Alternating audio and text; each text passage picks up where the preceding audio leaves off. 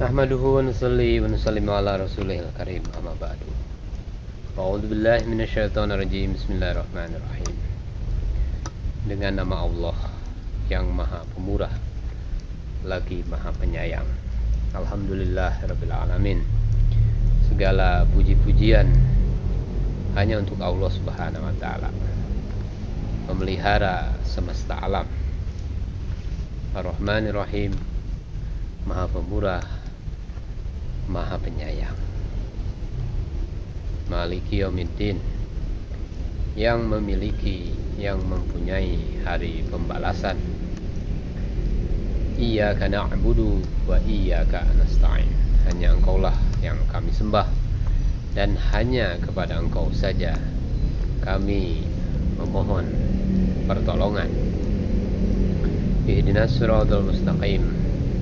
Tunjukilah kami jalan yang lurus. Siratal ladzina an'amta 'alaihim, yaitu jalan orang-orang yang telah Engkau karuniakan nikmat atas mereka. Ghairil maghdubi 'alaihim waladdallin, bukan jalan orang-orang yang telah dimurkai atas mereka, dan bukan juga jalan orang-orang yang sesat. Saudara-saudara sekalian, ini Al-Fatihah yang barusan kita bacakan. Ini artinya pembukaan. Surat ini pun dinamai Fatihatul Kitab, yang berarti pembukaan kitab. Karena kitab Al-Quran dimulai atau dibuka dengan surat ini. Dia yang mulai ditulis di dalam mushaf, dan dia yang mulai dibaca ketika tilawatil Quran.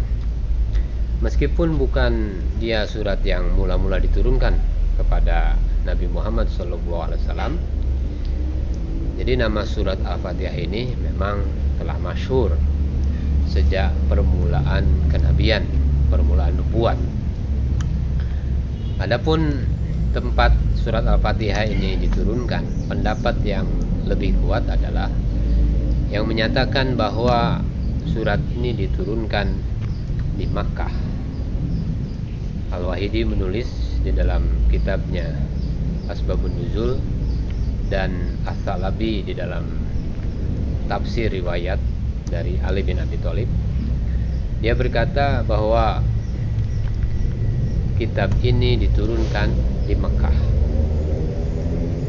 Jadi surat ini diturunkan di Mekah dari dalam satu perbendaharaan di bawah Arash.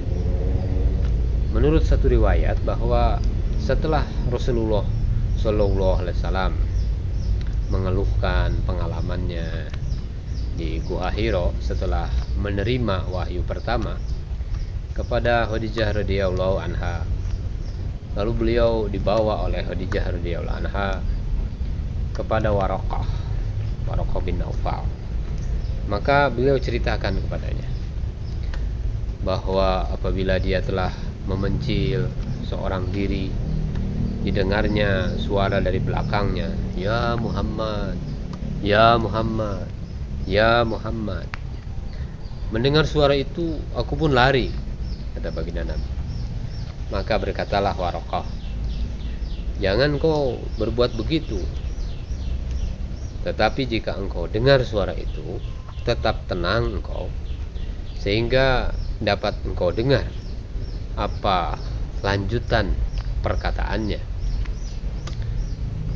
Saudara-saudara sekalian, selanjutnya Rasulullah SAW berkata, maka datang lagi dia, dan terdengar lagi suara itu. Jadi ketika itu di Gua Hiro lagi, "Ya Muhammad, katakanlah, kul Bismillahirrahmanirrahim, Alhamdulillahirabbil alamin," hingga sampai kepada waladdallin. Nah, demikian bunyi di dalam hadis itu. Saudara-saudara sekalian yang dimuliakan Allah SWT, Abu Nuaim di dalam Ad-Dalail meriwayatkan pula tentang seorang laki-laki dari Bani Salamah. Dia berkata, tatkala pemuda-pemuda Bani Salamah masuk Islam, dan Islam pula anak dari Amir Juwamah, berkatalah istri daripada Amir itu kepadanya, sukakah engkau mendengarkan dari ayah engkau sesuatu yang telah diriwayatkan daripadanya? Anak itu lalu bertanya kepada ayahnya, apakah agaknya riwayat tersebut? Lalu dibaca Alhamdulillahirabbil alamin sampai ke akhir. Sedang kejadian itu adalah di Makkah. Saudara-saudara sekalian, Ibnu Al-Anbari meriwayatkan bahwa dia menerima riwayat dari Ubadah bin As-Samit bahwa surat Fatihatul Kitab ini memang diturunkan di Makkah. Sungguh pun demikian, ada juga satu riwayat yang diterima oleh perawi-perawinya dari Jahid, bahwa beliau ini berpendapat bahwa surat ini diturunkan di Madinah. Tetapi entah karena sengaja hendak mengumpulkan di antara dua pendapat, ada pula segolongan yang menyatakan bahwa surat ini diturunkan dua kali. Pertama di Makkah, kemudian diturunkan sekali lagi di Madinah. Saudara-saudara sekalian yang dimuliakan Allah SWT, tetapi menjadi lebih kuat pendapat golongan yang terbesar, yaitu bila kita ingat bahwa sholat 5 waktu itu mulai dipardukan adalah sejak di Makkah. Adapun sholat itu dianggap tidak sah kalau tidak membaca Al-Fatihah di dalam hadis yang masyhur.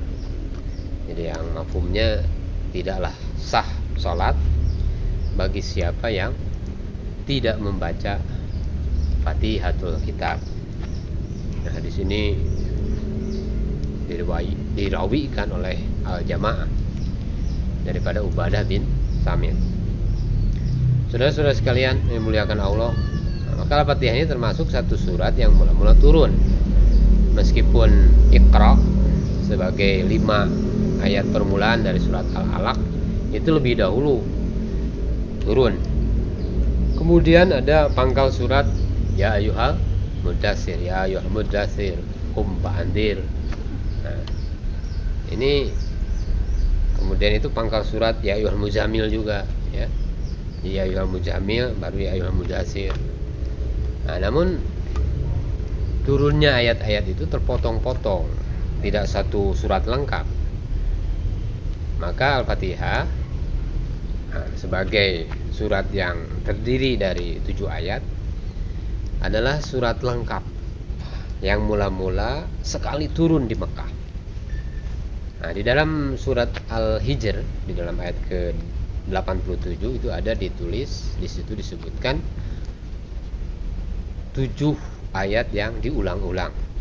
Sab'an minal masani. Saudara-saudara sekalian, menurut Ibnu Katsir yang dimaksud adalah surat Al-Fatihah ini juga. Sebab Al-Fatihah ini dengan ke-7 ayatnya ini diulang-ulang tiap-tiap rakaat sholat kita, baik fardu ataupun yang sunat. Oleh sebab itu maka Sab'ul Masani adalah nama surat ini juga, Sab'ul Masani. Di dalam surat Ali Imran ayat ke-7 ini ada disebut Ummul Kitab. Nah, Ummul Kitab, ibu dari kitab. Jadi menurut Imam Bukhari di dalam permulaan tafsirnya, yang dinamai Ummul Kitab itu adalah Al-Fatihah ini. Sebab apa? Sebab ia yang mula-mula ditulis di dalam sekalian mushaf, dan dia yang mulai dibaca di dalam sholat. Cuma Ibnu Sirin yang kurang sesuai dengan penamaan demikian. Dia lebih sesuai jika dinamai Fatihatul Kitab saja. Sebab di dalam surat Ar-Ra'd, surat ke-13 ayat ke-39 kan terang dikatakan bahwa Ummul Kitab yang sebenarnya ada di sisi Allah Subhanahu wa taala. Saudara-saudara sekalian, tetapi beberapa ulama lagi tidak keberatan menamainya juga Ummul Quran, artinya ibu dari seluruh isi Al-Quran. Karena ada sebuah hadis yang dirawikan oleh Imam Ahmad dari Abu Hurairah radhiyallahu anhu bahwa Rasulullah Shallallahu alaihi wasallam bersabda, yang mafhumnya dia adalah ibu Al-Quran. Jadi Ummul Quran, dia adalah Ummul Quran, dan dia adalah Fatihatul Kitab, dan dia adalah 7 yang diulang-ulang. Saudara-saudara sekalian, penulis tafsir Al-Kasyaf ini menyebutkan lagi namanya yang lain, yaitu Al-Kanz. Ini perbendaharaan artinya. Ada lagi Al-Waliyah yang melengkapi. Kemudian juga ada Al-Hamd, yaitu puji-pujian. Dan surah As-Shalah, yaitu surat artinya sholat. Dan menurut riwayat As-Salabi dari Sufyan bin Uyainah, surat ini pun bernama Al-Waqiyah. Jadi maksudnya pemelihara dari kesesatan. Sebab dia mencukupi surat-surat yang lain, sedang surat-surat yang lain tidak mencukupi kalau belum bertali dengan Al-Fatihah ini. Saudara-saudara sekalian, tadi diberi nama Al-Kanz, perbendaharaan, karena menurut riwayat Ali bin Abu Thalib, dia diturunkan dari perbendaharaan di bawah Arash. Dia bernama juga melengkapi, sebab seluruh syariat lengkapnya tersimpul di dalamnya. Dia bernama Al-Hamd, itu puji-pujian, sebab dipangkali dengan puji kepada Allah Subhanahu wa taala. Dan dia juga bernama surat As-Shalat, yaitu sholat, karena sholat ini tidak sah kalau dia tidak dibaca Al-Fatihah ini. Saudara-saudara sekalian, bila mana kita kelak telah sampai kepada pemahaman isinya, dapatlah kita pahami bahwa segala nama itu memang sesuai dengan Al-Fatihah. Apatah lagi pokok ajaran Islam yang sejati, yang menjadi ibu dari segala pelajaran, yaitu tauhid, telah menjadi isi dari ayat-ayatnya itu pertama sampai akhir. Saudara-saudara sekalian dimuliakan Allah Subhanahu wa taala, tidak ada puji apapun macamnya puji untuk yang lain, hanya untuk Allah Subhanahu wa taala semata-mata. Dan dalam ayat itu telah tersebut Tuhan sebagai Rabb atau Rabbun, yang berarti pemelihara, pengasuh, pendidik, penyubur. Diikuti oleh ayat yang menyebut 2 nama Allah, yaitu Ar-Rahman, yang maha murah, yang maha pemurah, dan Ar-Rahim, yang maha penyayang. Tampaklah betapa pertalian Khalik, yaitu pencipta Allah Subhanahu wa taala, dengan makhluknya, yang kelak di dalam Al-Quran akan diuraikan berulang-ulang. Saudara-saudara sekalian, kemudian pokok ajaran utama dari Al-Quran adalah tentang hari pembalasan, hari kiamat, hari berbangkit, dari hal surga dan neraka. Ini semuanya itu adalah telah tersimpul di dalam ayat Maliki Yaumiddin. Maliki Yaumiddin, yang memiliki hari pembalasan, yang mempunyai hari pembalasan. sebagai kesempatan ibadah kepada Allah, dan tidak ada ibadah buat yang lain, yaitu isi yang sejati daripada tauhid. Maka datanglah ayat iyyaka na'budu wa iyyaka nasta'in. Hanya Engkau yang kami sembah dan hanya kepada Engkaulah tempat kami memohon pertolongan, isti'anah, memohon pertolongan.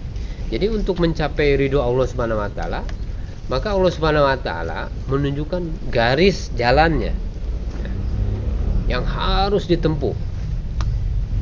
Lalu Allah Subhanahu wa taala mengutus rasul-rasulnya, mengutus para nabi, membawa syariat dan memimpin kepada manusia bagaimana menempuh jalan itu. Isi daripada Al-Quran yang ini tersimpul di dalam ayat ihdinas siratal mustaqim. Saudara-saudara sekalian, kemudian itu Al-Quran berisi khabar yang menggembirakan bagi orang yang taat, yang menggembirakan bagi orang yang patuh, bahwa kebahagiaan di dunia, kebahagiaan di surga, di akhirat, yang di dalam istilah agama disebut wa'ad, ya, ini telah terkandung di dalam ayat siratal ladzina an'amta alaihim, jalan yang telah Engkau beri nikmat atasnya. Kemudian Al-Quran pun memberikan ancaman siksa dan azab bagi orang yang lengah, bagi orang yang lalai, bagi orang yang kufur, bagi orang yang durhaka, yang disebut wa'id. Maka tersimpul pula kata Al-Quran itu pada ujung surat, yaitu tentang orang yang maghdub. Jadi kena murka Allah Subhanahu wa taala, dan orang yang dolin, orang yang sesat. Saudara-saudara yang dimuliakan oleh Allah Subhanahu wa taala, di kesempatan sore hari ini, demikian kita bahas mengenai Al-Quran. Ini menceritakan keadaan umat-umat yang telah terdahulu, yang telah binasa dan hancur karena dimurkai oleh Allah Subhanahu wa taala. Dan diceritakan juga kaum yang sesat dari jalan yang benar, sesat daripada jalan yang lurus. Itu pun telah tersimpul di dalam kedua kalimat maghdubi dan dolin. Saudara-saudara sekalian yang mulia, menilik yang demikian itu dapat kita pahami apa sebab maka Al-Fatihah itu disebut Ummul Kitab atau Fatihatul Kitab, yang pada pembukaan telah disimpul isi dari 114 surat. 114 surat ini mengandung 6.236 ayat. Saudara-saudara sekalian, kemudian ada pula penafsir berkata bahwa seluruh Al-Quran ini, suratnya yang 114 dan ayatnya yang 6.236 ayat itu, semuanya telah tersimpul di dalam surat Al-Fatihah. Dengan peninjauan tersebut, dapatlah dipahami demikian, ya kita terima. Tetapi diantara mereka melanjutkan lagi. Dia berkata bahwa surat Al-Fatihah itu telah tersimpul di dalam Bismillahirrahmanirrahim. Barangkali setelah merenungkan agak mendalam tentang maha murahnya Allah Subhanahu wa taala kepada hambanya dan kasih sayang Allah Subhanahu wa taala, sehingga diutus oleh Allah Subhanahu wa taala para nabi, diwahyukannya kitab-kitab suci, disediakannya surga bagi yang taat dan ampunan bagi yang taubat. Penafsiran ini masih juga bisa kita terima. Tetapi setengah penafsir itu melanjutkan lagi. Katanya Bismillahirrahmanirrahim itu tersimpul di dalam huruf ba. Jadi al-ba pada permulaan bismillah. Dan selanjutnya lagi ada mereka yang berkata bahwa huruf ba pangkal bismillah itu tersimpul di dalam titik huruf ba itu. Sampai di huruf ba dan titiknya itu, ada sebagian ulama menyatakan dia tidak mau mengikutinya lagi. Sebab itu bukan lagi pemahaman yang berdasarkan ilmu lagi, kata sebagian ulama. Nah, tetapi sudah merupakan satu penjelasan tambahan. Nah, apa sebab? Al-Quran diturunkan dalam bahasa Arab, dan bahasa Arab mempunyai 28 huruf. Di antaranya ada huruf yang kedua, yaitu ba, alif, ba, atau huruf B ya dalam istilah Latin. Tetapi kalau membacanya secara tunggal ialah alba dengan ditekan sedikit ujungnya sehingga berbunyi ada hamzah. Maka menurut undang-undang bahasa Arab dan ejaannya, barulah sebuah huruf berarti apabila dia telah dirangkaikan dengan huruf yang lain atau kalimat yang lain. Dan yang khusus pada huruf alba, baru dia berarti dengan setelah dia diberi baris bawah kasroh dan dirangkaikan dengan satu kalimat yang bersifat isim. Ya, misalnya fi Muhammadin, yang berarti dengan Muhammad. Billah, dengan Allah. Atau bismillahi, ya, dengan nama Allah. Coba kita pikir, direnung-renungkan, ya, dan dipahami dengan mendalam. Nah, bagaimana kita bisa terima apabila dikatakan bahwa seluruh Al-Fatihah terkumpul ke dalam Bismillahirrahmanirrahim dan Bismillahirrahmanirrahim terhimpun seluruhnya kepada huruf alba. Nah, ini sebagian ulama mengatakan demikian. Dan lebih tidak bisa diterima, kata sebagian ulama, kalau dikatakan bahwa huruf alba itu pun terkumpullah kepada titiknya yang ada di bawah alba itu, yang berarti bahwa seluruh isi Al-Quran yang terdiri dari 114 surat mengandung 6.236 ayat terhimpun semuanya kepada satu titik. Bukan sembarang titik, tetapi titik ba yang di bawah itu. Saudara-saudara sekalian yang dimuliakan Allah Subhanahu wa taala.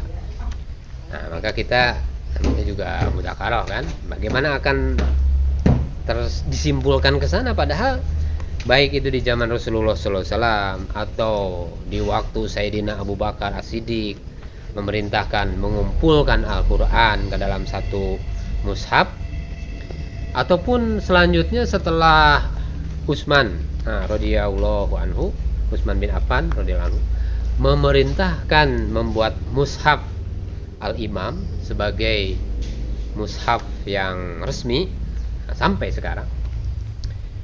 Pada ketiganya itu huruf alba belum lagi bertitik. Jadi waktu itu belum ada titik. Huruf-huruf Al-Quran termasuk huruf ba, alba, barulah diberi titik di zaman pemerintahan Abdul Malik bin Marwan, yang khalifah yang kelima itu dari Bani Umayyah, atas sebuah pikiran waktu itu dari pada wali negeri Irak, yaitu Al-Hajjaj bin Yusuf. Nah, sedangkan memberinya berbaris ada fathah, doma, kasroh, tanwin, sukun. Masya Allah, ini terlebih dahulu daripada memberinya titik. Yang memberikan berbaris itu adalah Abul Aswad Ad-Du'ali, ya, atas perintah wali negeri Basrah Zayad di zaman Khalifah Bani Umayyah yang pertama, sahabat Rasulullah Shallallahu Alaihi Wasallam, yaitu Muawiyah bin Abu Sufyan. Saudara-saudara sekalian, oleh sebab itu maka pemahaman seperti demikian ini bukanlah memiliki dasar yang bisa dipertanggungjawabkan. Nah, ini pendapat sebagian ulama ya. Jadi menurut Al-Quran dan hadis, dan juga dirayah atau riwayat ahli-ahli tafsir yang muktamad, dia hanya satu penjelasan yang mungkin bisa dibuat ya untuk memang tidak ada bertemu dari mana sumbernya. Kalaupun hendak dicari dengan seksama,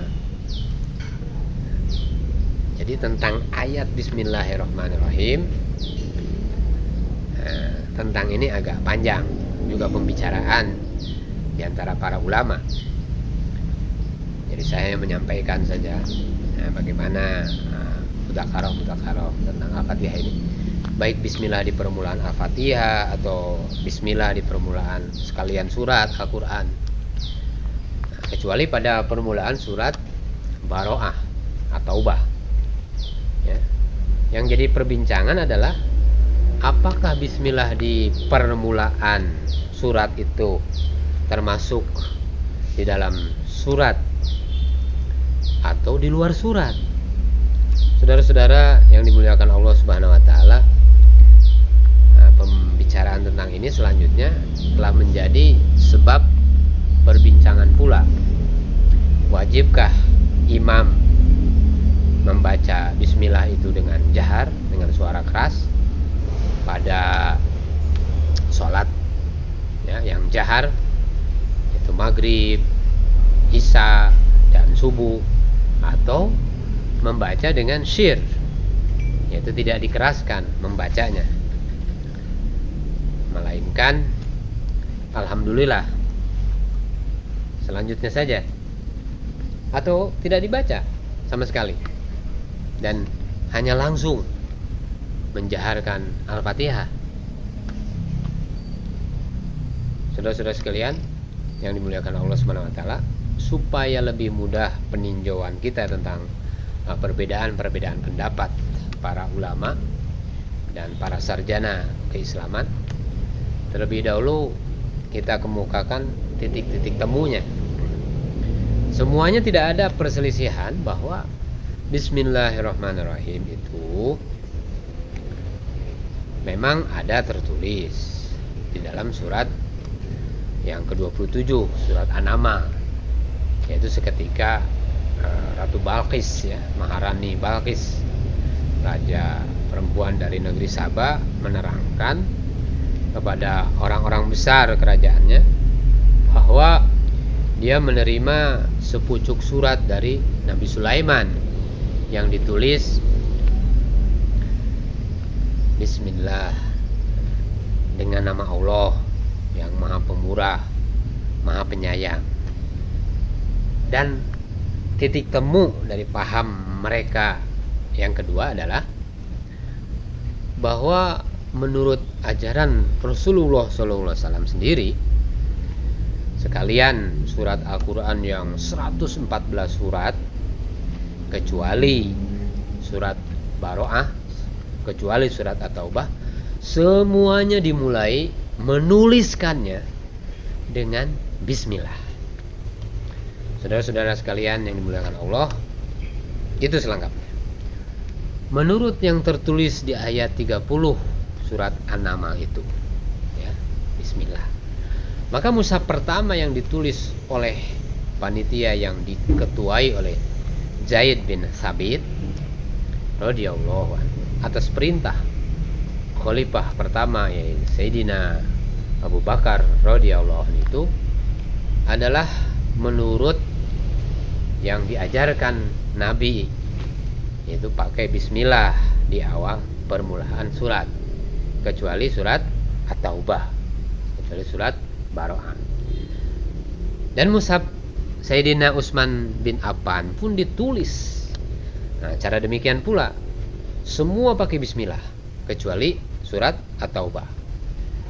tentang bismillah ada di permulaan tiap-tiap surat, kecuali surat Baroah, kecuali surat At-Taubah. Tidaklah ada perbedaan pendapat di kalangan ulama, tidak ada perselisihan dalam masalah ini. Yang diperselisihkan adalah terletaknya di pangkal surat itu menjadikan dia termasuk di dalam surat itukah, atau pembatasnya dengan surat-surat yang lain saja, atau dia ini menjadi ayat tunggal tersendiri. Nah, ini golongan terbesar dari ulama salaf berpendapat bahwa bismillah di awal surat adalah ayat pertama dari surat itu sendiri. Nah, beginilah pendapat ulama salaf Makkah, baik fuqahanya atau ahli qiraatnya. Di antaranya adalah Ibnu Katsir dan juga ulama Kufah. Nah, termasuk juga dua ahli qiraat terkemuka, Asim dan Kisai, dan sebagian sahabat-sahabat Rasulullah SAW dan tabi'in di Madinah, dan Imam Syafi'i di dalam fatwanya yang baru, fatwanya yang jadid. Demikian pula pengikut-pengikutnya beliau, dan Sufyan Ats-Tsauri dan Imam Ahmad pada salah satu di antara dua katanya. Nah, demikian juga kalau kita lihat literatur daripada Syiah itu Al-Imamiyah, demikian pula dirawikan daripada ulama sahabat, yaitu Ali bin Abi Thalib, Abdullah bin Abbas, dan Abdullah bin Umar, dan Abu Hurairah. Dan ulama tabi'in yaitu Sa'id bin Jubair, Atha, dan Az-Zuhri, dan Ibnu Mubarak. Alasan mereka adalah karena telah menjadi ijma seluruh sahabat Rasulullah SAW dan yang datang sesudah mereka berpendapat bahwa bismillah itu wajib ditulis di pangkal setiap surat, kecuali di pangkal surat At-Taubah.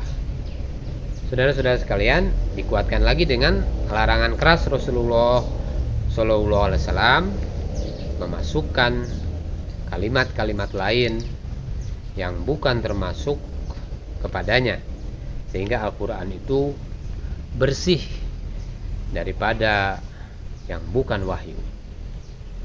Sedangkan kalimat amin yang jelas-jelas diperintahkan membacanya oleh Rasulullah SAW sehabis selesai membaca waladhdallin, terutama di belakang imam ketika sholat jahar ya. Jadi ya, ini lagi tidak boleh dimasukkan atau dicampurkan ke dalam Al-Quran, khususnya Al-Fatihah. Ketika menulis mushaf, kata lagi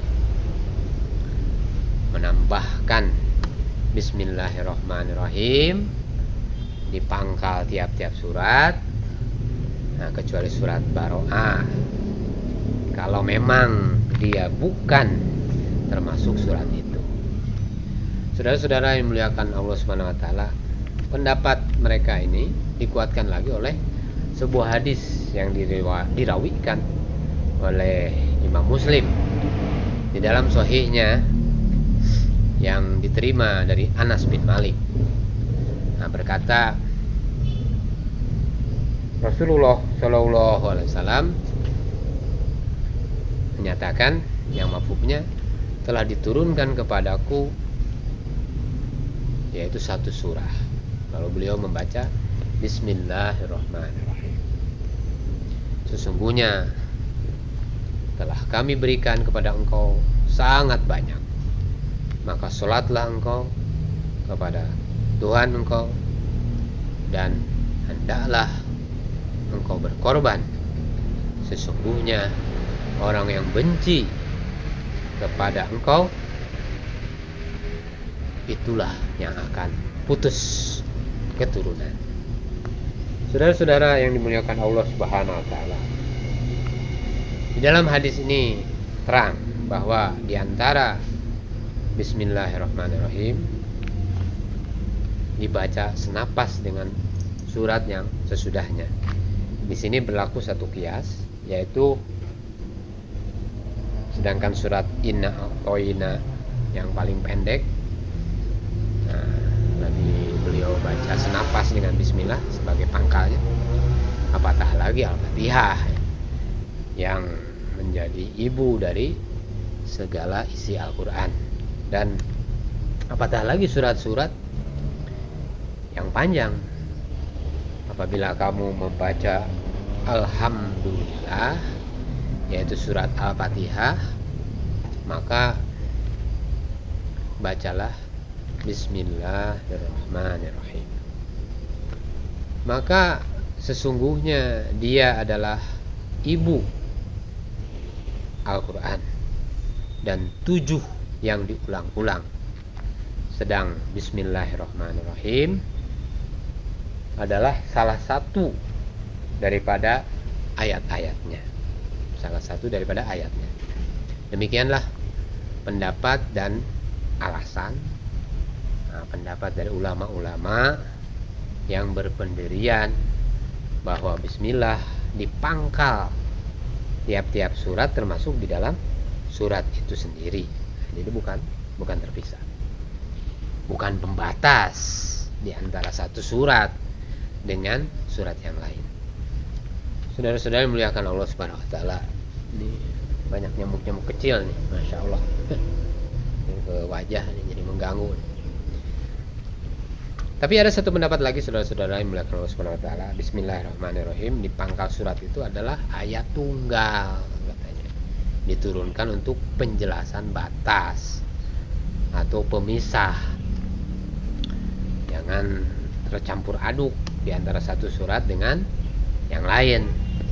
Nah, yang berpendapat begini itu Imam Malik dan juga beberapa ulama Madinah dan Imam Auza'i serta beberapa ulama di Syam dan Abu Amr dan Yakub dari Basrah. Dan ada pula satu pendapat tunggal dari Imam Ahmad bin Hanbal, yaitu bahwa pada Al-Fatihah sajalah Bismillahirrahmanirrahim. Jadi bahwa pada Al-Fatihah saja Bismillahirrahmanirrahim itu termasuk ayat, sedangkan pada surat-surat yang lain tidak demikian halnya. Oleh karena masalah ini tidaklah mengenai pokok daripada akidah, jadi tidaklah kita salah jika kita cenderung kepada salah satu pendapat. Ya, silakan ikuti pendapat yang mana yang lebih dekat kepada penerimaan ilmu kita. Sesudah kita ikut berusaha turut menyelidiki juga. Adapun sebagian ulama juga menyatakan terlepas daripada menguatkan salah satu pendapat, maka di dalam memahami Bismillahirrahmanirrahim ini pada pembukaan Al-Fatihah, kita jadikan dia ayat yang pertama menurut hadis Abu Hurairah yang dirawikan oleh Ad-Darqutni. Dan tidak mungkin Bismillahirrahmanirrahim di muka Al-Fatihah itu disebut sebagai satu ayat pembatas dengan surat yang lain. Karena apa? Karena ya tidak ada surat lain yang terlebih dahulu daripada surat Al-Fatihah. Nah, itu ada sebagian menyatakan pendapat demikian, penafsir ulama sebagai yang lain. Karena itu maka Bismillahirrahmanirrahim yang pada Al-Fatihah ini yang kita tafsirkan, yang kita pahami lebih luas, sedangkan Bismillah yang 112 surat lagi hanya akan kita tuliskan ya kita akan memahami terjemahannya saja. Sebab tentu kita akan membosankan kalau 113 bismillah kemudian dipahami, didetail, diterangkan. Dan 114 dengan bismillah dalam surat Nabi Sulaiman kepada Ratu Balqis dalam surat An-Naml itu. Ya. Itu ada ayat Al-Quran juga yang isinya menyatakan, padahal jika engkau tanyakan kepada mereka siapa yang menciptakan semua langit dan bumi dan menyediakan matahari dan bulan, pastilah mereka akan menjawab Allah. Saya punul Allah, dan mereka akan menjawab Allah. Maka bagaimanakah masih dipalingkan mereka? Di surat Al-Ankabut ayat 61. Dan banyak lagi surat-surat lain mengandung ayat seperti ini.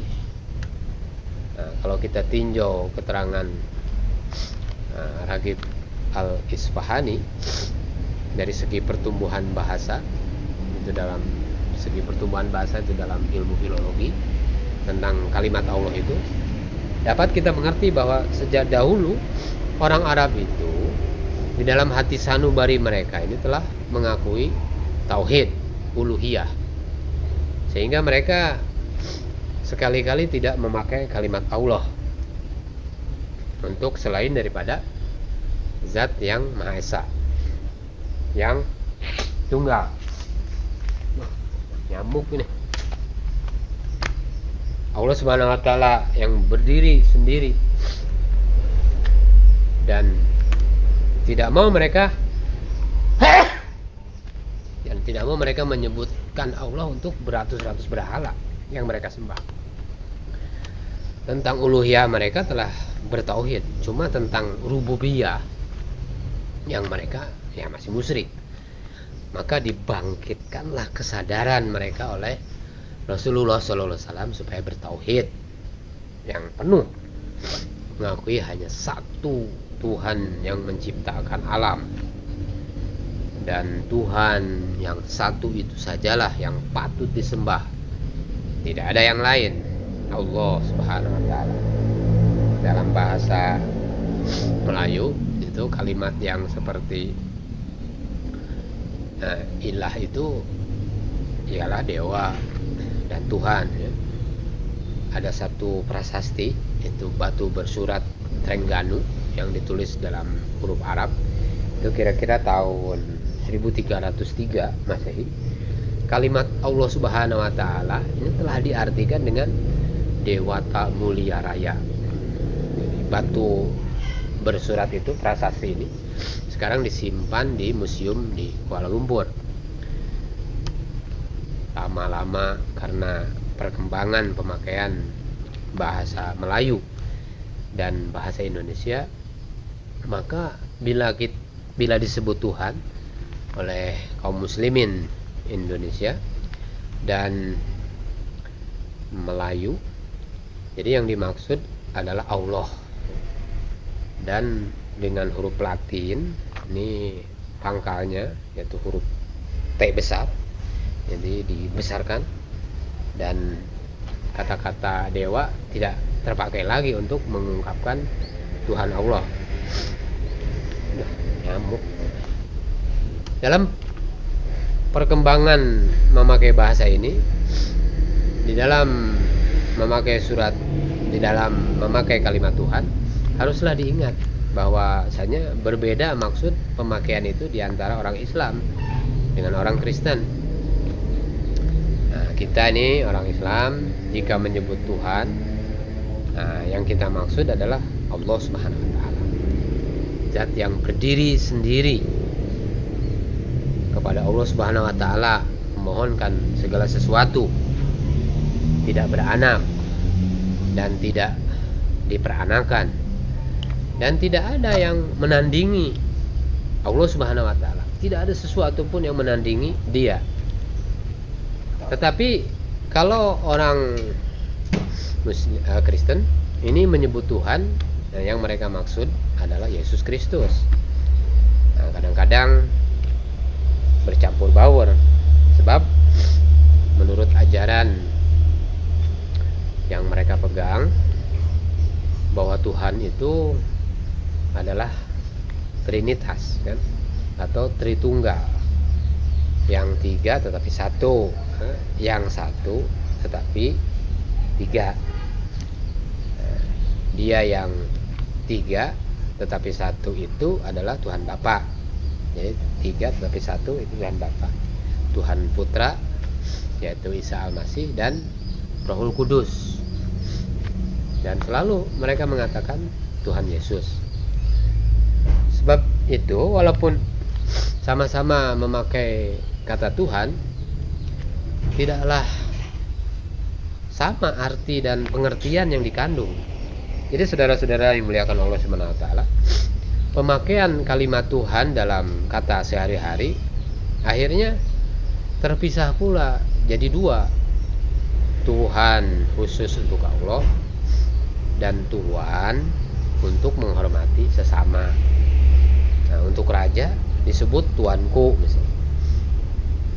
Saudara-saudara sekalian, yang terpenting terlebih dahulu adalah memupuk perhatian yang telah ada di dalam dasar jiwa bahwa zat yang maha kuasa itu mustahil berbilang, ya, mustahil berbilang. Adapun tentang pemakaian bahasa terhadap Allah Subhanahu wa taala dengan nama apa dia mesti disebut, terserahlah kepada perkembangan bahasa itu sendiri. Selain dari pemakaian bahasa Melayu tentang Tuhan itu, sebagian bangsa kita pun memakai juga kalimat lain untuk Allah itu. Dalam bahasa Jawa misalnya terhadap Allah disebut Gusti Allah, padahal dalam bahasa Melayu Banjar jadi Gusti adalah gelar bangsawan. Demikian juga kalimat ada pangeran untuk Allah itu dalam bahasa Sunda. Nah, padahal di daerah lain ini pangeran ini gelar apa? Gelar orang bangsawan juga atau anak raja. Dalam bahasa Bugis dan Makassar itu disebut Poang Allah Ta'ala. Padahal kepada raja atau orang tua yang dihormati mereka mengucapkan Poang juga. Orang Hindu Bali meskipun mereka menyembah berbagai berhala, namun mereka tetap percaya kepada Sang Hyang Widi, artinya yang Maha Esa. Kepercayaan agama Hindu pun sampai kepada puncak tertinggi sekali, yaitu kepada Sang Hyang Tunggal. Saudara-saudara yang dimuliakan Allah Subhanahu wa taala. Nah, lantaran itu dapatlah kita pahami keterangan Ragib Al-Isfahani yang menyatakan bahwa Allah Subhanahu wa taala itu berasal dari kalimat Al-Ilah yang berarti Tuhan itu. Adanya kalimat Al-Ilah membuktikan bahwa kepercayaan tentang adanya Tuhan ini telah tumbuh sejak manusia berakal. Dan timbulnya kalimat Allah membuktikan bahwa pikiran manusia pun akhirnya sampai, ya. Ini membuktikan bahwa pikiran manusia pun akhirnya sampai kepada bahwa Allah Subhanahu wa taala, bahwa Tuhan yang Maha Kuasa itu hanya satu. Maka kedatangan agama Islam ialah menuntun dan menjelaskan bahwa Dia, Allah Subhanahu wa taala, memang satu adanya. Setelah itu diiringkanlah menyebut nama Allah itu dengan menyebut sifatnya, yaitu Ar-Rahman dan Ar-Rahim. Yang kedua nama sifat itu adalah dari satu rumpun, yaitu rahmat, yang berarti murah, pemurah, kasih sayang, cinta, santun, perlindungan dan sebagainya. Saudara-saudara sekalian, oleh sebab itu maka kedua sifat itu yang terlebih dahulu dijelaskan sebelum menyebut sifat-sifat Allah yang lain. Nah, hal ini dapatlah dipahami jika kita kaji, kita dalami penghayalan orang yang masih sederhana peradabannya, misalnya primitif, tentang Tuhan. Ini maksudnya ini pengajian, ya kan? Nah, seperti ya kita katakan tadi, kepercayaan akan adanya zat yang maha kuasa itu adalah sama tumbuh dengan akal manusia. Tetapi sebagian besar mereka menggambarkan Tuhan itu sebagai sesuatu yang amat ditakuti. Nah, ini kita menelaah, ya. Nah, sesuatu yang amat ditakuti atau menakutkan atau seram atau kejam, yang orang terpaksa memujanya oleh karena akan murkanya, ya. Lalu diadakan korban sesembelihan, ya. Sebab Tuhan itu katanya haus darah, kan. Lalu didirikan orang berhala yang bentuknya sangat seram, matanya mendelik, lidahnya terulur keluar, yang tidak reda murkanya kalau tidak diberi kurban. Nah, ini kan gambaran-gambaran imajinatif, ya. Nah, dari perkara yang awal orang berpikir yang masih primitif. Maka seketika bacaan dimulai dengan menyebut nama Allah dengan kedua sifatnya yang Rahman dan Rahim, mulailah Nabi Muhammad SAW menentukan perumusan yang baru dan yang benar tentang Tuhan, tentang Allah Subhanahu wa taala. Sifat utama yang terlebih diketahui dan dirasakan oleh manusia adalah bahwa Dia Allah Subhanahu wa taala Rahman dan Rahim. Bismillahirrahmanirrahim. Jadi dengan nama Allah yang Maha Pemurah lagi Maha Penyayang kepada hambanya. Maka utusannya Muhammad SAW telah menyampaikan seruan ini kepada manusia. Yang lebih dahulu mempengaruhi jiwa adalah bahwa Allah itu pemurah dan penyayang, bukan pembenci, bukan pendendam, bukan haus kepada darah pengorbanan, ya. Dan contoh yang diberikan Nabi itu pula yang kita ikuti, yaitu memulai segala pekerjaan dengan nama Allah Subhanahu wa taala yang memiliki beberapa sifat yang mulia. Di antaranya adalah Rahman dan Rahim. Saudara-saudara sekalian yang dimuliakan Allah Subhanahu wa taala, maka di dalam bacaan itu tersimpullah satu pengharapan atau doa, semoga apa saja yang kita kerjakan mendapat kurnia, mendapat anugerah Rahman dan Rahim dari Allah Subhanahu wa taala. Dimudahkan oleh Tuhan kepada yang baik, dijauhkan kiranya dari yang buruk. Maka tersebutlah di dalam sebuah hadis Nabi Sallallahu Alaihi Wasallam yang diriwayatkan oleh Abu Dawud dari Abu Hurairah radhiyallahu anhu, yang mafhumnya dikatakan tiap-tiap pekerjaan yang penting kalau tidak dimulai dengan bismillah, kalau tidak dimulai dengan nama Allah, maka pekerjaan itu akan percuma jadinya. Saudara-saudara sekalian yang dimuliakan Allah Subhanahu wa taala, berbagai sebutan hadis tentang ini. Ada yang mengatakan bahwa pekerjaan itu akan azam, artinya akan ditimpa sakit kusta atau lepra. Ada juga hadis mengatakan aqta, artinya akan terputus, ya, terputus, jadi patah di tengah, ya, atau gagal. Ada juga yang menyebut abtar, artinya mandul, tidak membawa hasil yang diharapkan. Semuanya itu dapat disimpulkan jadi percuma, jadi sia-sia, sebab tidak diberi berkat. Dan di sini maksudnya tidak ada keberkahan dari Allah Subhanahu wa taala.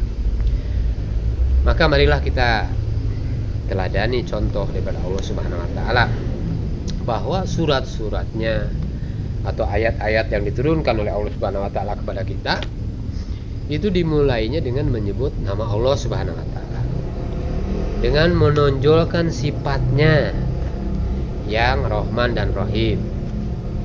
Itu Bismillahirrahmanirrahim. Kemudian Alhamdulillahirabbil alamin. Segala puji-pujian untuk Allah. Hamdan artinya pujian, sanjungan. Di pangkalnya sekarang diletakkan al atau alif lam. Sehingga menjadilah bacaannya alhamdu. Al ini mencakup segala jenis dengan sebutan alhamdu. Nah, berarti bahwa segala macam pujian, sekalian apapun macam itu pujian, baik puji besar ataupun puji kecil, atau ucapan terima kasih karena jasa seseorang, kepada siapapun kita memberikan puji. Namun pada hakikatnya tidaklah seorang juga yang berhak menerima pujian itu, melainkan Allah Subhanahu wa taala. Lillah. Nah, lillah hanya semata-mata untuk Allah Subhanahu wa taala. Jadi dapatlah lebih ditegaskan lagi di sini. Alhamdulillah, segala puji-pujian hanya untuk Allah. Tidak ada yang lain yang berhak mendapat pujian itu. Meskipun misalnya ada seseorang berjasa baik kepada kita, ya, meskipun kita memujinya, namun hakikatnya puji hanya kepada Allah. Sebab orang itu tidak akan dapat berbuat apa-apa kalau tidak karena Tuhan, kalau tidak karena Allah Subhanahu wa taala yang Maha Pemurah dan Maha Penyayang tadi. Nah, kita puji misalnya seorang dokter atau seorang insinyur atau seorang arsitek, karena dia mendapat ilham untuk mendirikan sebuah bangunan yang besar dan indah. Tetapi kalau kita pikirkan lebih mendalam, dari mana dia dapat ilham perencanaan? Dari mana dia dapat ilham perencanaan itu kalau bukan dari Allah Subhanahu wa taala?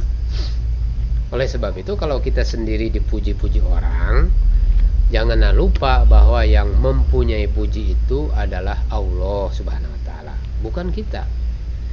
Nabi kita Muhammad sallallahu alaihi wasallam ketika dengan sangat jayanya, dengan kemenangan telah dapat menaklukkan negeri Makkah, beliau masuk ke dalam kota itu dengan menunggang untanya yang terkenal, yaitu Al-Qaswa.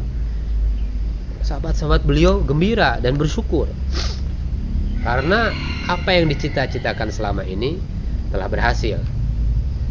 Namun beliau, baginda Rasulullah SAW, tidaklah mengangkat muka dengan pongah atau sombong karena kemenangan itu, melainkan dirundukkannya wajahnya ke bawah, lekat kepada leher unta kesayangannya itu, mensyukuri nikmat Allah Subhanahu wa taala dan mengucapkan puji-pujian. Alhamdulillah. Alhamdulillahi rabbil alamin. Maka disambungkan dengan rabbil alamin. Alhamdulillahi rabbil alamin, pemelihara semesta alam. Jadi ujung ayat yang kedua, atau Allah Subhanahu wa taala dari Tuhan dari sekalian makhluk, atau Tuhan sarwa sekalian alam. Pada umumnya arti alam adalah seluruh yang ada ini selain dari Allah Subhanahu wa taala. Setelah dia menjadi jamak ini, yaitu menjadi kalimat alamin, nah berbagailah dia ditafsirkan orang, dipahami orang. Setengah pemahaman mengatakan bahwa yang dimaksud dengan alamin itu adalah makhluk insan, makhluk insani, ditambah dengan malaikat, jin, dan syaitan. Tetapi di dalam Al-Quran sendiri pernah bertemu kata alamin itu hanya dikhususkan maksudnya untuk manusia saja. Lihat surat Al-Hijr ayat 70. Yaitu ketika kaum Nabi Lut menyatakan kepada Lut, mengapa dia menerima tetamu dengan tidak setahu mereka, padahal dia telah dilarang menerima kedatangan orang-orang. Saudara-saudara sekalian yang dimuliakan Allah Subhanahu wa taala. Ini maaf ya, ini banyak nyamuk, ini nyamuk kecil. Malum di kebun. Saudara-saudara sekalian, setelah terlebih dahulu kita dikenalkan kepada Allah Subhanahu wa taala sebagai Allah yang tunggal, Allah yang esa, ketuhanan yang maha esa, Allah yang esa. Sekarang kita dikenalkan lagi kepada Allah sebagai Rabbun. Kata Rabbun ini meliputi segala macam pemeliharaan, penjagaan, dan juga pendidikan dan pengasuhan. Maka kalau di dalam ayat yang lain kita bertemu bahwa Allah itu khalaqa, artinya menjadikan dan menciptakan. Nah, menciptakan, maka di sini dengan menyebut Allah sebagai Rabbun, kita dapat mengerti bahwa Allah Subhanahu wa taala itu bukan semata-mata pencipta, tetapi juga pemelihara. Bukan saja menjadikan, bahkan juga mengatur. Seumpama matahari, bulan, bintang-bintang, dan bumi. Ini sesudah semuanya dijadikan, tidaklah dibiarkan sehingga begitu saja, melainkan dipelihara, ya, dikuasai terus menerus, diatur terus menerus. Nah, betapalah matahari. Jadi matahari, bulan, bintang itu dikuasai oleh bertahun-tahun, diatur oleh Allah, bulan ke bulan, hari ke hari, jam ke jam, menit ke menit, detik ke detik, berjalan teratur telah berjuta-juta tahun. Kalau bukan pemeliharaan dari Allah sebagai Rabbun, manusia pun begitu. Bukan semata-mata dijadikan, bahkan sejak masih di dalam keadaan nutfah, ini manusia kita ya, yaitu air setitik kecil, sampai menjadi alaqah dan mudghah, sampai muncul ke dunia, sampai menjadi makhluk yang berakal, dan sampai juga meninggal dunia nanti, tidaklah lepas daripada pemeliharaan Allah, penilikan Allah sebagai pencipta dan sebagai pemelihara. Untuk semua pemeliharaan, penjagaan, pendidikan, dan perlindungan, nah, itulah kita diajar mengucapkan puji, kepada Allah Subhanahu wa taala, Rabbul Alamin, Tuhan sarwa sekalian alam. Kalau kita pertalikan, yaitu dengan beberapa pemahaman tentang alamin, bahwa yang dimaksud adalah makhluk manusia, dapatlah kita pahamkan betapa tingginya kedudukan insan sebagai khalifah Allah Subhanahu wa taala di tengah-tengah alam yang luas itu. Maka di dalam ayat pembukaan ini kita telah bertemu langsung dengan tauhid yang mempunyai dua paham, yaitu tauhid uluhiyah pada ucapan alhamdulillah, dan tauhid rububiyah pada ucapan Rabbil Alamin. Dan sudahlah jelas sekarang bahwa dalam ayat segala puji-pujian adalah kepunyaan Allah, alhamdulillahirabbil alamin, pemelihara dari sekalian alam. Itu telah mengandung dasar tauhid yang dalam sekali. Tidak ada yang lain yang patut dipuji melainkan Dia, Allah Subhanahu wa taala, yang Maha Pemurah, yang Maha Penyayang.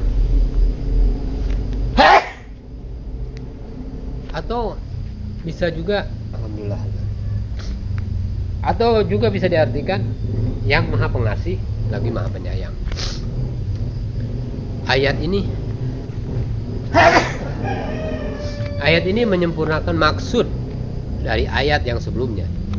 Jika Allah sebagai Rabb sebagai pemelihara dan pendidik bagi seluruh alam. Tidak lain maksud dan isi pendidikan itu melainkan karena kasih sayangnya Allah Subhanahu wa taala semata. Dan juga karena pemurahnya Allah Subhanahu wa taala. Tidaklah dalam memberikan pemeliharaan dan pendidikan itu menuntut keuntungan bagi Allah Subhanahu wa taala. Jadi Allah Subhanahu tidak menuntut keuntungan bagi diri Allah Subhanahu wa taala.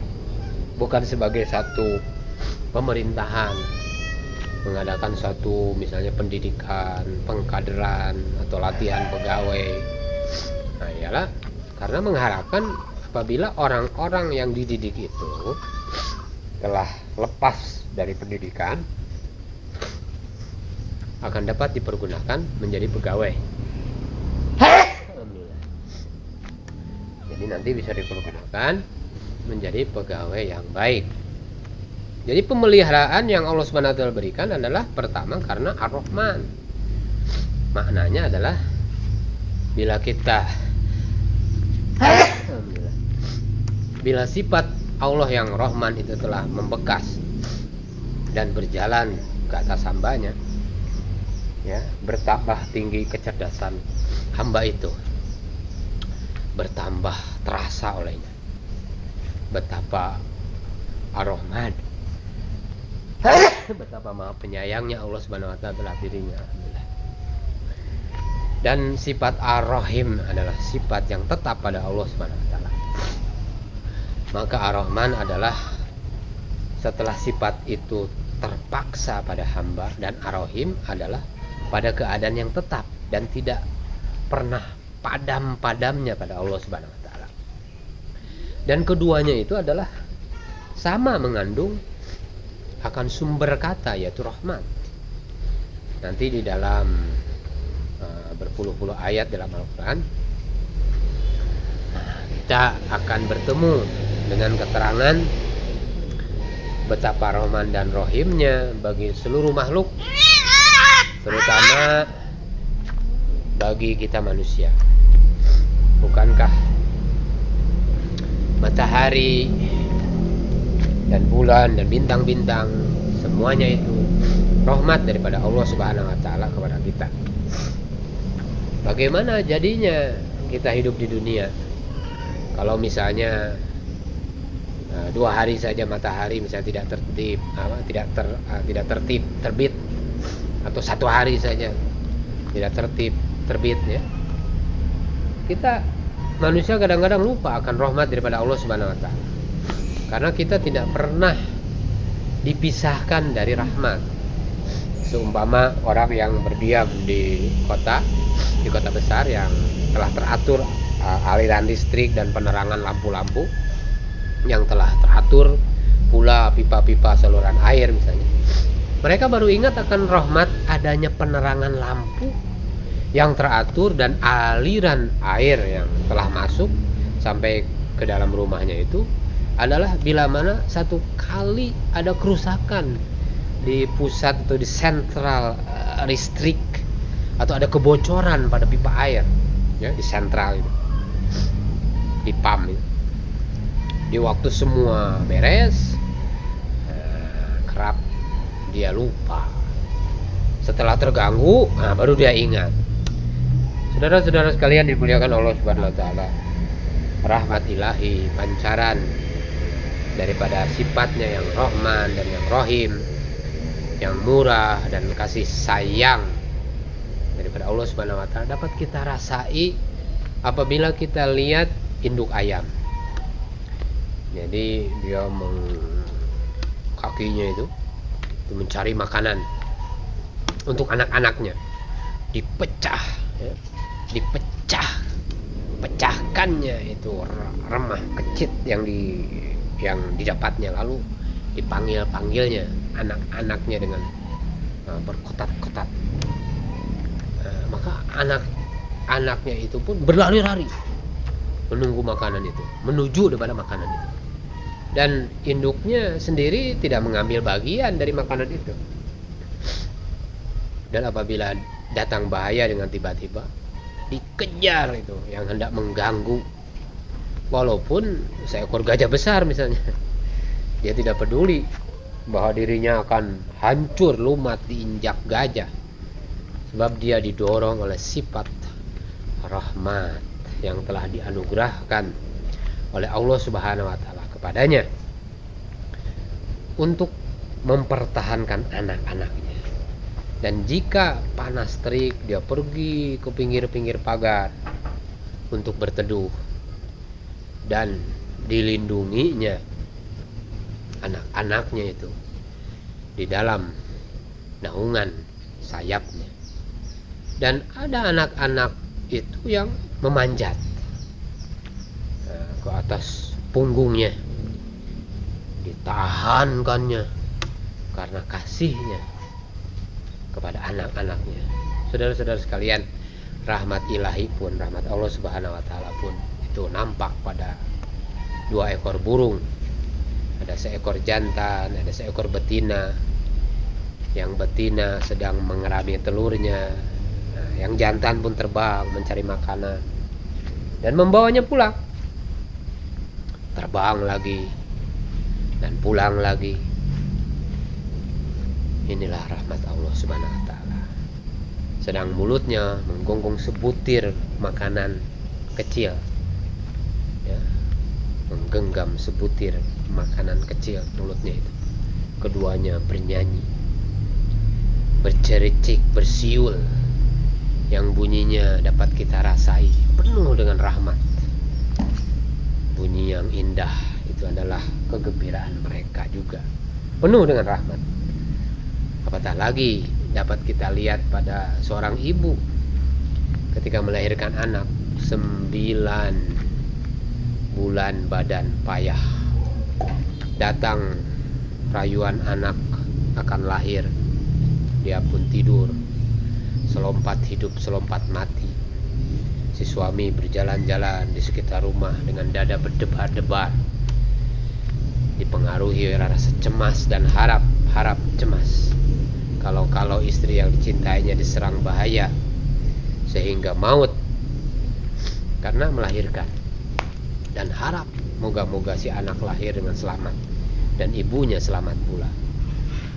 Nah, demikianlah beratnya penderitaan mengandung.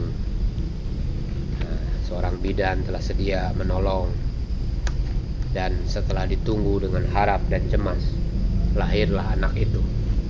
Kedengaran tangisnya,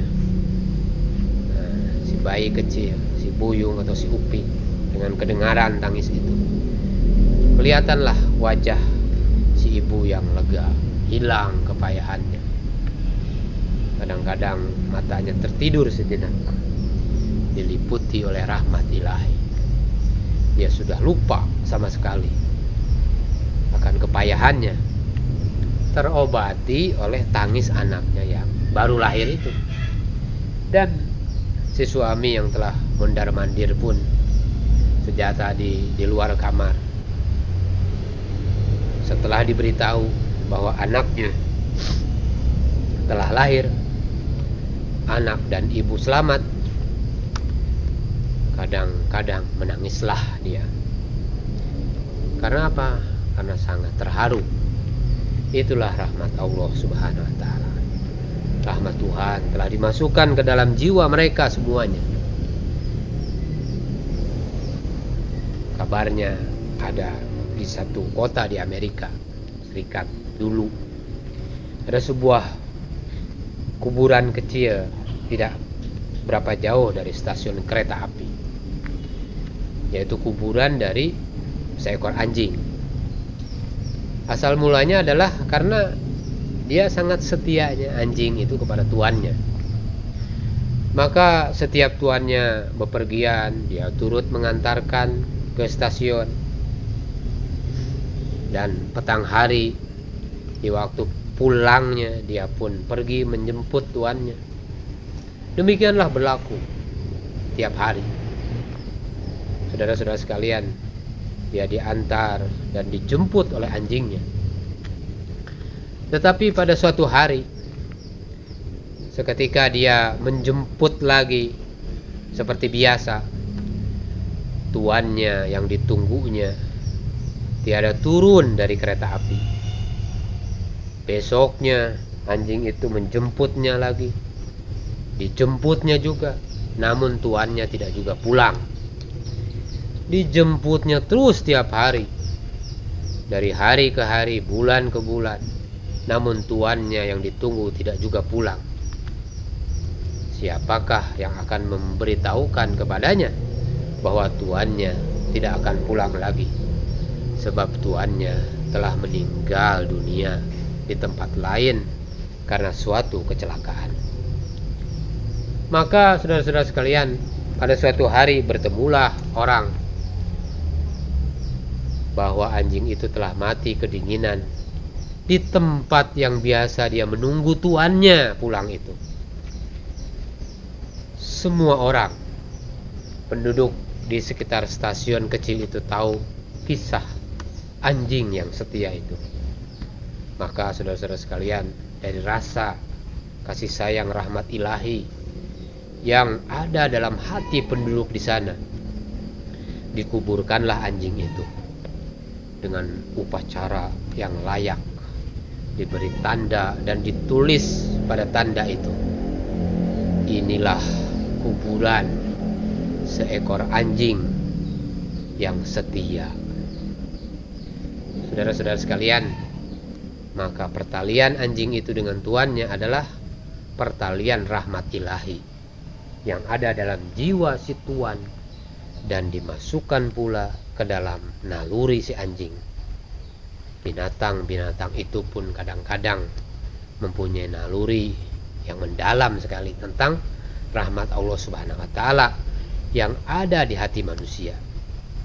Perhatikanlah naluri misalnya kucing yang terus saja duduk di atas pelukan seorang tetamu yang baru sekali saja berziarah ke rumah orang yang memeliharanya, saudara-saudara sekalian, atau mendekat atau meminta diberi makanan,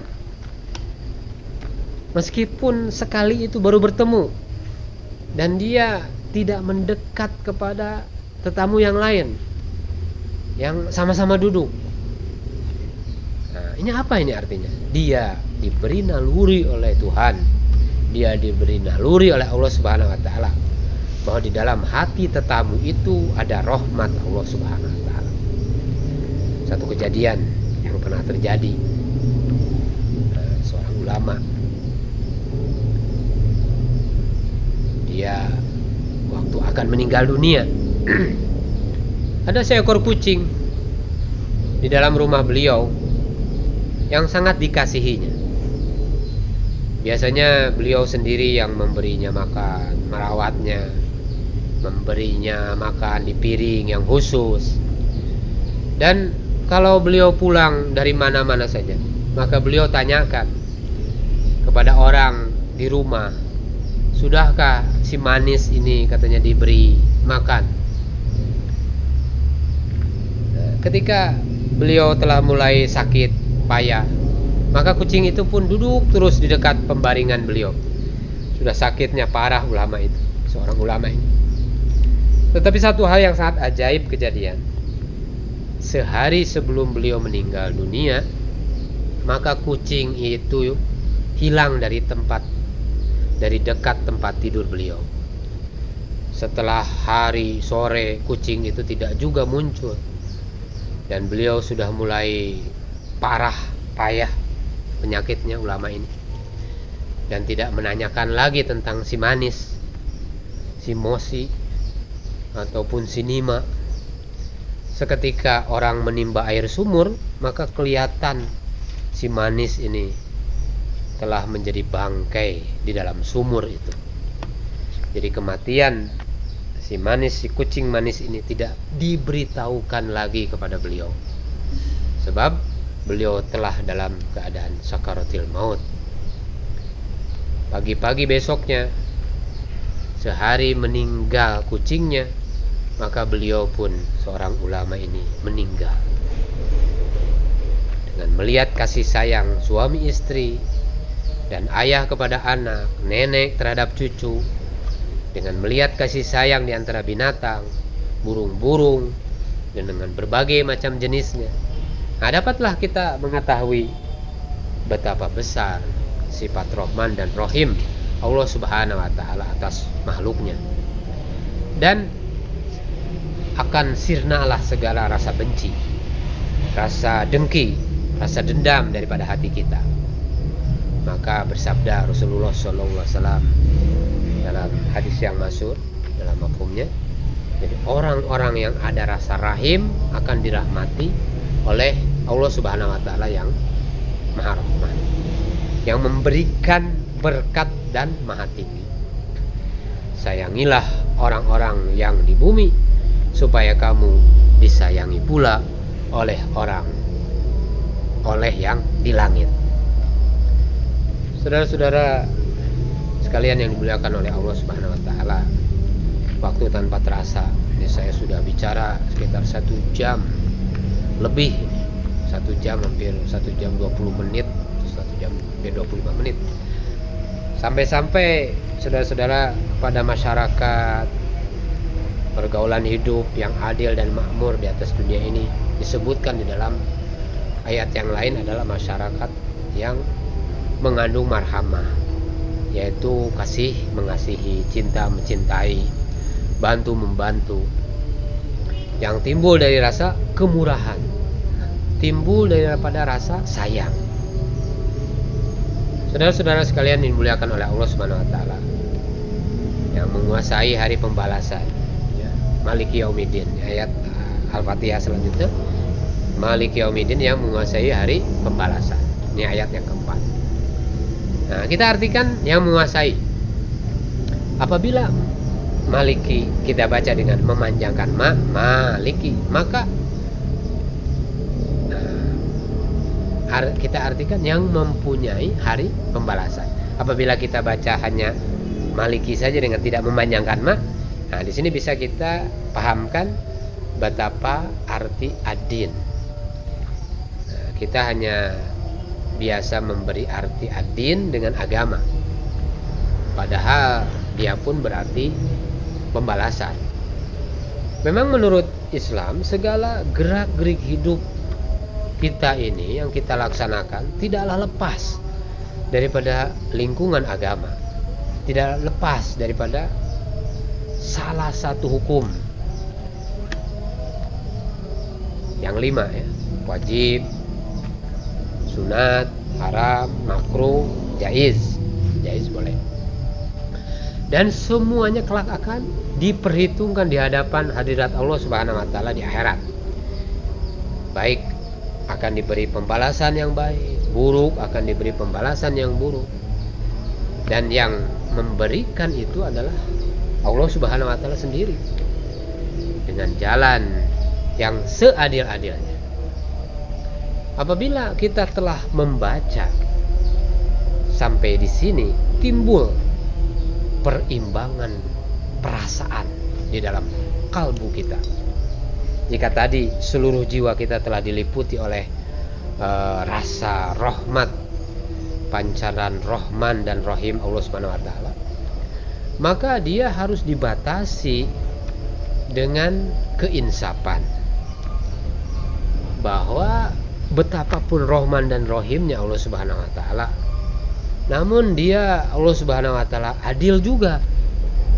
Rahman dan Rahim tidaklah lengkap kalau tidak disempurnakan dengan adil, dengan keadilan. Memang ada manusia yang karena amat mendalam rasa rahmat dalam dirinya dan meresap ke dalam jiwanya kasih sayang yang balas berbalas, memberi dan menerima dengan Allah Subhanahu wa Ta'ala. Lalu dia beribadah kepada Allah Subhanahu wa Ta'ala dan berbakti kepada Allah Subhanahu wa Ta'ala.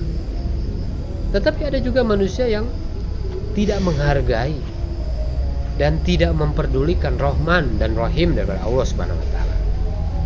Jiwanya diselimuti oleh rasa benci, rasa dengki, khianat, tidak ada rasa syukur, tidak ada terima kasih, jahatnya lebih banyak daripada baiknya. Kadang-kadang pandai dia menyembunyikan keadaan, yakni sebenarnya, sampai dia mati keadaan tetap demikian. Tentu ini pasti mendapat pembalasan di dunia ini, yang ada hanya penilaian, tetapi tidak ada pembalasan manusia. Banyak manusia tercengang melihat orang yang zalim dan curang, ya, penjalim, yang menipu, yang curang, tetapi karena pandainya main, pandainya bersilat lidah, tidak berkesan meskipun orang tahu juga. Dan banyak orang pula yang jujur berbuat baik, namun penghargaan tidak ada, atau sengaja tidak dihargai karena pertarungan politik, pertarungan kepentingan di dunia ini. Tidak ada pembalasan yang sebenarnya, dan di sini tidak ada perhitungan yang adil. Sampai jumpa di pengadilan akhirat. Jadi akhirnya demikian pernyataannya. Dan mata keriduan gelap, tidak melihat cacat, seperti juga mata kebencian hanya melihat yang buruk saja. Saudara-saudara sekalian yang dimuliakan Allah Subhanahu wa taala, maka apabila Ar-Rahman dan Ar-Rahim telah disambungkan dengan Maliki Yaumiddin, barulah seimbang pengabdian dan pemujaan kita kepada Allah Subhanahu wa taala. Hidup kita tidak berhenti hingga kini saja, akan tetapi ada sambungannya lagi, yaitu hari pembalasan, hari agama yang sebenarnya. Kita memuji Allah Subhanahu wa taala yang pemelihara seluruh alam dan pendidiknya. Kita memujinya karena Rahman dan Rahim, dan kita juga memujinya karena buruk dan baik yang kita kerjakan di dunia ini tidak terbuang percuma, melainkan akan diperhitungkan dan dibalasi dengan adil di akhirat. Saudara-saudara sekalian, kalau kita sudah rasai dan kita percaya bahwa Dia, Allah Subhanahu wa taala, Maha Murah dan Penyayang, tetapi juga dapat berlaku keras kepada yang melanggar, sebab Dia, Allah Subhanahu wa taala, menguasai penuh akan hari pembalasan. Bagaimana sikap manusia lagi? Dan kemana kita hendak membelok lagi? Masih adakah Tuhan lain yang seperti itu? Mau lari kemana? Tidak ada. Kita mengharapkan kasih sayang dan kemurahan Allah Subhanahu wa taala, dan kita pun takut akan pembalasan daripada Allah Subhanahu wa taala. Jiwa kita ini terombak di antara khauf, artinya takut, dan roja, artinya harap. Maka lanjutan daripada ayat,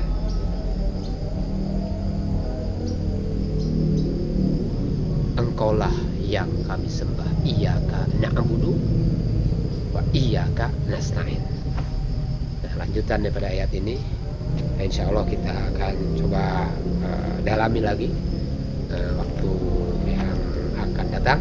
Mudah-mudahan nanti kalau malam sempat kita buat lagi untuk mendalami iyyaka na'budu wa iyyaka nasta'in. Semoga tadzkirah kita di waktu petang ini memberikan suasana keimanan yang begitu dalam, sehingga Allah Subhanahu wa taala memperbaiki iman dan amal kita. Subhanallah bihamdi, subhanakallahumma hamdika, asyhadu an la ilaha illa anta, astaghfiruka wa atubu ilaik.